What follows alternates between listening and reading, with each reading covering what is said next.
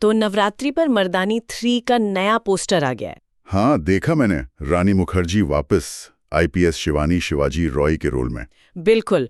और इस बार टैगलाइन है सबसे चुनौतीपूर्ण केस। ये इंटरेस्टिंग है। तो आज इसी पर थोड़ी गहराई से बात करते हैं कि इस घोषणा का मतलब क्या है और ये फ्रेंचाइजी इतनी खास क्यों है। हाँ, जरूर। मर्दानी फ्रेंचाइजी मतलब शुरू से ही काफी अलग रही है। अलग कैसे? भाई, एक फीमेल कॉप को इतने अग्रेसिव और रियल तरीके से दिखाना, वो भी लीड रोल में। सही बात है, आम कॉप थ्रिलर से हटकर थी। बिल्कुल। और पहली 2 फिल्में चली भी तो एक एक्सपेक्टेशन तो बनी गई है। अच्छा, तो डिटेल्स में जाते हैं। यशराज फिल्म्स बना रही हैं, ये तो पता ही है। हाँ, वाईआरएफ का प्रोडक्शन है। पिछले दिसंबर में अनाउंस हुई थी और रिलीज डेट है 27 फरवरी 2026। हाँ, 2026, तो अभी टाइम है। रानी मुखर्जी तो है ही, लेकिन जो सबसे सरप्राइजिंग एलिमेंट है वो है डायरेक्टर। हाँ, अभिराज मीनावाला जी, जिन्होंने लवयात्री डायरेक्ट की थी। हाँ, 2018 में आई थी वो फिल्म, सलमान खान प्रोडक्शंस की। तो ये थोड़ा सा अलग चॉइस नहीं है एक एक्शन थ्रिलर फ्रेंचाइजी के लिए? है तो, लेकिन अभिराज का वाईआरएफ से पुराना कनेक्शन है।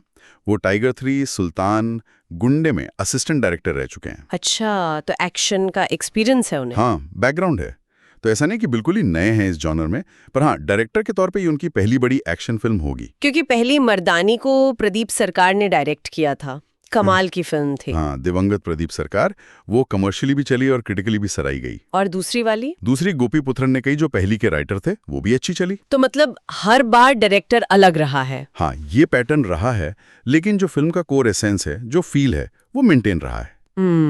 तो शायद वाईआरएफ को लगा हो कि अभिराज कुछ नया पर्सपेक्टिव ला सकते हैं। हो सकता है इस बार कहानी में कोई और लेयर हो। ये देखना इंटरेस्टिंग होगा कि वो क्या करते हैं। और रानी मुखर्जी, वो तो इस किरदार से बहुत जुड़ गई हैं। बिल्कुल, दोनों फिल्मों में उनकी परफॉर्मेंस की बहुत तारीफ हुई थी। उन्होंने खुद भी कहा था कि इस फ्रेंचाइजी से उन्हें लगा कि वो एक एजेंट ऑफ चेंज बन सकती हैं। हाँ, कि समाज में कुछ बदलाव लाने में मदद कर सकती हैं। ये फिल्में सिर्फ एंटरटेनमेंट नहीं है, सोशल इश्यूज भी उठाती हैं। जैसे पहली मानव तस्करी पर थी और दूसरी जुवेनाइल क्राइम पर, मतलब किशोर अपराध। तो ये जो सबसे चुनौतीपूर्ण केस का टैगलाइन है, ये सिर्फ मार्केटिंग गिमिक नहीं लगता। नहीं, मुझे भी नहीं लगता। ये उस लेगेसी पर बिल्ड कर रहा है, दर्शकों में उत्सुकता जगा रहा है कि भाई इस बार शिवानी किस बड़ी मुश्किल से टकराएगी। सही कहा।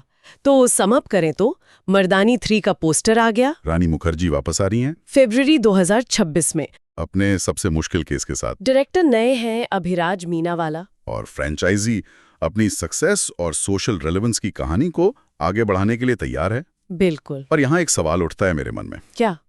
कि अगर ये सबसे चुनौतीपूर्ण केस है और डायरेक्टर की बैकग्राउंड थोड़ी रोमांटिक जॉनर की है, तो इस बार कौन सा सामाजिक मुद्दा उठाया जा सकता है? ये सोचने वाली बात है। क्या ये आज के डिजिटल युग से जुड़ा कोई क्राइम होगा या कुछ और जो आज के समाज की सच्चाई दिखाता हो? शायद। इस पर तो और जानकारी आने का इंतजार करना होगा। हाँ, बिल्कुल। लेकिन ये सवाल दिमाग में घूमता रहेगा। देखते हैं आगे क्या पता चलता है।